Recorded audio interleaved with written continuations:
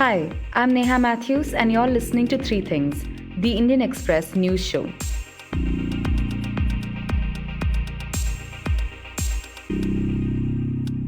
The total number of confirmed coronavirus cases in the country climbed to 3,577, and the death toll rose to 83 at the time of this recording on Sunday. On this episode, we talk about the challenges union ministers are keeping in mind as the date for the end of the 21-day lockdown, April 14th, draws closer, and the situation a migrant family in Maharashtra has found themselves in. But first, an update on the coronavirus pandemic. Over the past few days, India's efforts to tackle the spread of COVID-19 went through some changes. To detail what these are, Abantika Ghosh, who covers health for the Indian Express Bureau and has been reporting extensively on the pandemic, joins us. Abantika, since our last episode, there have been a lot of changes with respect to how we're tackling the coronavirus. And we'll be doing a different episode on serological tests or rapid antibody tests. But today I wanted to get a quick update from you. The first is that the ICMR has announced that there is no evidence to show that COVID-19 is an airborne infection. Could you tell us about that? Right. So for the past couple of days, maybe a little more, there have been several studies and reports from China, from elsewhere, basically saying that COVID-19 could even be an airborne infection, that it could spread by air and not just by surface contact or droplet transmission, as was previously believed.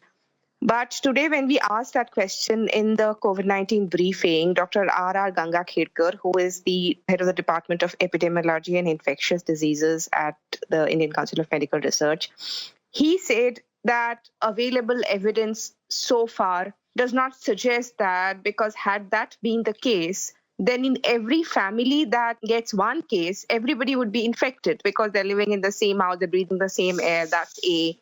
Till now, we've been talking about dedicated COVID hospitals, but so far in hospitals, you have COVID patients and non-COVID patients staying in the same hospital. And he's saying that where they share AC and all that, there's no evidence so far that the others have got infected like that, the other patients. If that was the case, if it was airborne, then there would be many more patients getting infected in the hospitals.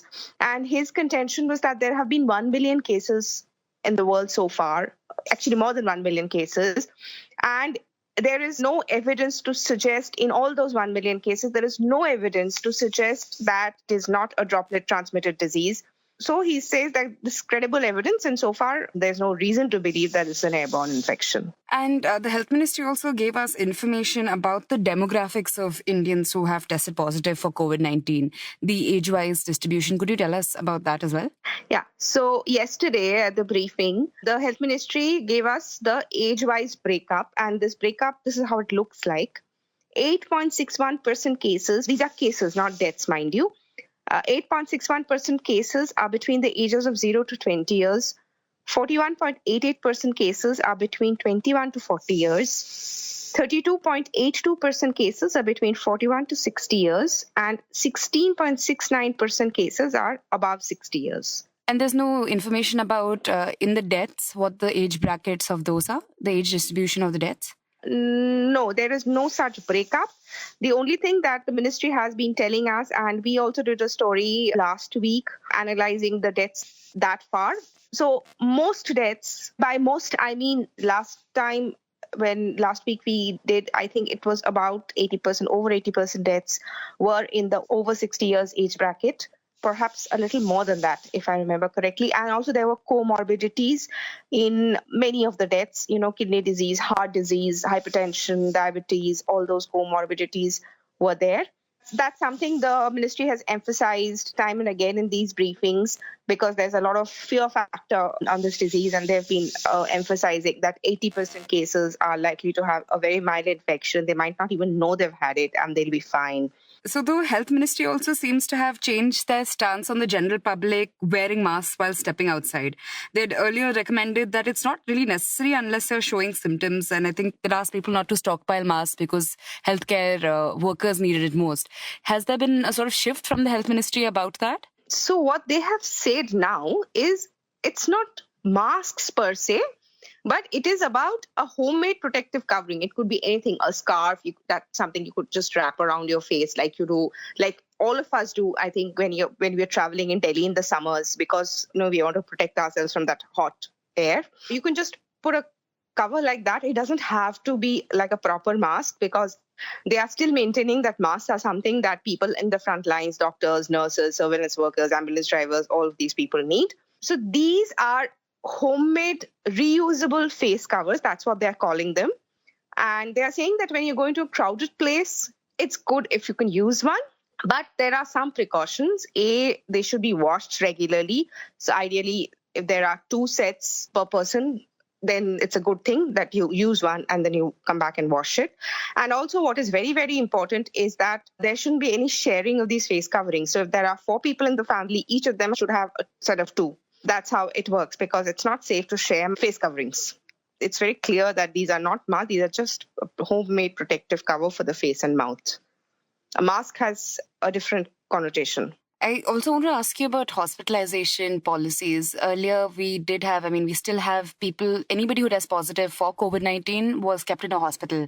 Has the health ministry proposed a change in this as such? The ministry, not officially, but my sources are telling me that officially the position, the policy still is that you test positive for COVID, you are in hospital. But my sources are telling me that as the number of cases go up, and we're not sure if we can accommodate everybody. Also, there is that risk, even more than accommodation, there is the risk of exposure of healthcare workers. And sources are telling me that that is a risk they're not willing to take at this point of time. So if somebody can be taken care of at home, given symptomatic, whatever medicines are required, and every day, once, twice, whatever number of times, the condition of the person will be monitored on phone. That way you reduce exposure of the health workers. That is also very essential, because, we are constantly hearing about lack of PPEs, in Delhi, in private hospitals, across the country, in fact. We've just had that case of the CISF jawans at the airport falling ill, in fact. So all of those things taken together, there is this thinking that we should start keeping the milder cases, the cases who are positive, but there are no complications, they don't have any severe any issues anywhere. So they may be kept at home in home quarantine, where they don't come in contact with their own family members, but their health is monitored. That's the thinking. It's not a formal proposal yet. And you mentioned that there is a major shortage of PPEs across the country. This is something we're seeing in the news a lot. But have the health ministry officials clarified what is happening there? So what ministry officials tell us at the briefing, even today this was discussed, as the Joint Secretary Love Agarwal, he told us that in the beginning, when all of these PPEs were being imported, sometime in January, there was indeed a shortage. But now he says there are several domestic manufacturers whose products have been approved. They have started production. So we are sort of procuring them. We're getting to a comfortable position. But at the same time, what he also mentioned is that we have sent PPEs to the states by caseload. So depending on how much your caseload is, you'll get this many number of PPEs. That's how it's been sent. But they have also been told to rationalize use. This then means that we are not yet as comfortable as we would like to be. The government has maintained that there's no dearth whatsoever of anything. We're procuring this, we're procuring masks, PPEs, everything. But if you're telling states at this stage of the disease, at this stage of the outbreak, to rationalize PPE use, clearly you would have liked to have had more PPEs. That's the sense we get. When they say this, do they mean that, say, healthcare workers who are interacting directly with COVID-19 patients, only they are going to get PPEs? That's right, yeah. So there is a whole plan which has been drawn up, which outlines the entire policy of, in terms of everything that we do, how we test, how much we hospitalize, who we hospitalize, when do we discharge them. There's a full policy document. And in that, it is clearly laid down which level of health worker gets what. So the full PPE is for nurses, doctors, paramedical staff who are directly dealing with the COVID positive patients, or there's another level at the emergency maybe, or where the screening is happening, they don't get the full thing. And for, say, ambulance drivers and surveillance workers, it's just the masks and gloves. So there are defined levels of protection gear that various professionals need to wear. An informal group of union ministers has been brainstorming on the issues arising out of the nationwide lockdown to counter the coronavirus outbreak, and it's exploring the possible next steps and options after the 21-day period ends on April 14th. Ravish Tiwari, Chief of Bureau at the Indian Express, joins me to explain exactly what challenges these ministers are taking into consideration. So, Ravish, there's an informal group of union ministers which have met thrice already to discuss, say, possible strategies that India can follow after the 21-day lockdown ends on April 14th. First, could you tell us who are these ministers? See, it's a very high group of ministers headed by number 2 in the government, Defense Minister Rajnath Singh. It also has Amit Shah. It has 15 odd ministers from HRD, from food, from rural development, environment, INB, petroleum, anything which has a public connect. Those ministries are there, where it has either to deal with essential supplies or essential items, services. Those ministers are there. So this is basically a group created by Prime Minister to just keep taking feedback from the ground, from their political workers, from their ministries, officers, and just keep getting feedback outside the bureaucratic channel to what exactly is happening. Because such a lockdown, everything is blocked, everything is that is coming, information is it's almost same for everybody, because these are the only few information which is coming out. So these people are taking personalized feedbacks and trying to make sense of what is happening so that they can weigh options that they need to do, or the government need to step in here and try to iron out something or streamline something or need to curb something. So it's for that group. So it's a very heavy duty headed by Rajnath Singh, Amit Shah. I mean, so this is a very, almost entire cabinet is there, kind of. And I'll talk to you a little bit more about the challenges they're discussing later. But the main question I think most of us are thinking of is, after April 14th, what is going to be happening? The main caveat here is obviously these ministers will take decisions only closer to the date, maybe on April 10th. But is there any information we've had from the government or the medical community about whether we're going to see any restrictions easing up after this lockdown is over? Yes, you're right. Everybody is now asking whether lockdown is going to be extended, or what is going to happen to lockdown after it ends on April 14th. And this question is also on the table for these ministers. So they are loudly thinking about what could happen. But the first thing that is going to inform their decision is the dynamic of the epidemic. So how the outbreak is playing will inform the final decision. So they will ultimately rely on what the ICMR and health ministry professionals advise them. But at the moment, the setback happened from this super spreader group from Nizamuddin, which has gone to different parts. But even after that, the state governments have acted very quickly, trying to test and trace and isolate those people who may be potential carriers of the virus. So that task came out of nowhere. But it appears that they have been able to contain it or at least trace it and isolate it. So at the moment, again, which appeared to be going completely out of control, seems to be coming into control. But still, I think they will take 4 or 5 more days to see that how the pandemic curve is shaping up. If this super spreader group is isolated, after that, how the pandemic pans out. So that is one consideration which will weigh largely on their decisions. But as a political leaders, they realize it's a huge challenge, because they know a huge proportion of India is hand to mouth, and it cannot afford a very long lockdowns, because their livelihoods, they don't have as much cushion to survive for longer durations. So these are the loud thinking that is going on, that we can't continue for longer. But that they also know that there are hot spots where localized transmission have gone out of hand.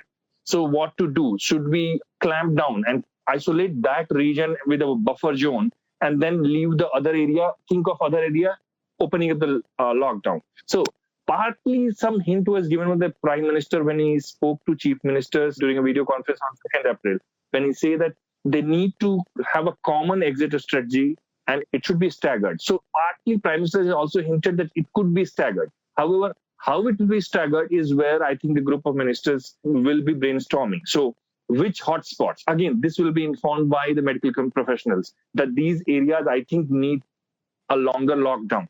So whether we should allow interstate movement or not. So right now, at the moment, around 200 districts have positive cases out of 700 districts. So should we lock down 200 districts and leave others for partial opening up? So different options are on their table.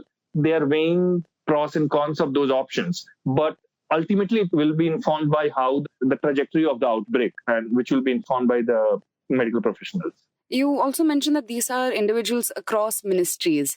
And I was wondering, apart from the coronavirus itself, apart from the medical concerns that they have, what are the main challenges that they're prioritizing at this point? Is it migrant workers, food supply? So soon after the full lockdown was announced, from March 25th itself, this group was set up. So they, at the moment, they are taking the entire situation into 3 phases. So the first phase was the initial phase one, where unforeseen or unplanned things happened, which was not expected by them. And the biggest of that lot was exodus of migrants from major urban centers, because migration has the potential to threaten the entire integrity of the lockdown. In a sense, it may compromise your target of breaking the transmission. So that thing, they initially were taken aback, and that they acted swiftly, got state governments on board. So by and large, they think that the phase one, they have been able to sort out that now. After initial movements, they have got everybody to quarantine where they are. So the migrants who moved, with the last count which Home Ministry announced, was around 7 lakh migrants in different shelters at around 21,000 shelters across the country. So they are there for 14 days quarantine. So those things have been settled. That's why you also see less news reports of migrant movement now. So that thing has subsided. But the other thing was, in the first phase, was also a supply line. So essential commodities, movements, etc. I think that also by and large have been cleared up. That was the first phase. The second phase is now what is going on. So whether the compliance of this lockdown is robust. Are people moving within smaller localities? So you may not find people on the main roads, but maybe within the localities. Are those movements happening? Or people are essentially trying to break the lockdown? So those things, and also the progress of the unsurprising element of this super spreader group from Nizamuddin.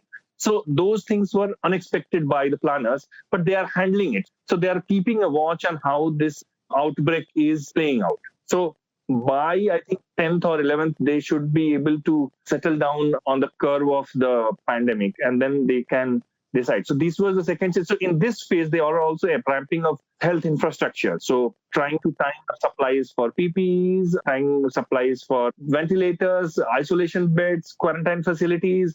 So they are ramping up these things during this period. States are involved, local municipalities are involved. It's a very distributed effort. I mean, they are keeping a watch, but it only depends how each authority has performed its role. And it's anybody's guess. So far, so good. That's what we can say. I mean, so far we've heard a lot about how preparations are being made in the more urban centers and cities where we're seeing these hotspots emerge as well. But is there any talk of the sort of preparedness in rural areas in case there is any urban to rural transmission also? We start seeing more positive cases there. So one thing that one of the containment plans that was unveiled by the health ministry yesterday, they seem to suggest that it is mimicking, that this pandemic is mimicking like swine flu, which appear more dominance in a high density urban centers or localities, not exactly in that many rural areas. But obviously they cannot take that on a face value because this is a completely new virus. They're keeping a watch on that facility. So they have activated at least the first line of health workers. They are training ASHA workers, they are training ANMs to be ready at least to identify and trace that thing, the trace people and cases. So that training part is happening in different parts of the country with differing maybe efficacy, but these things are being done.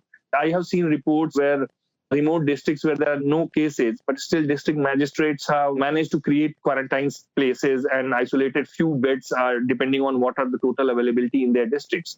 So those things are being done. But again, these facilities have been not tested because you just isolated beds. So you have earmarked 10 beds, let's say, in a hospital.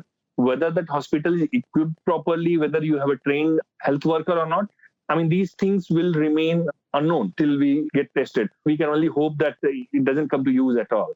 I just wanted to go back to what you were saying about the coronavirus a little bit in terms of the super spreader Nizamuddin.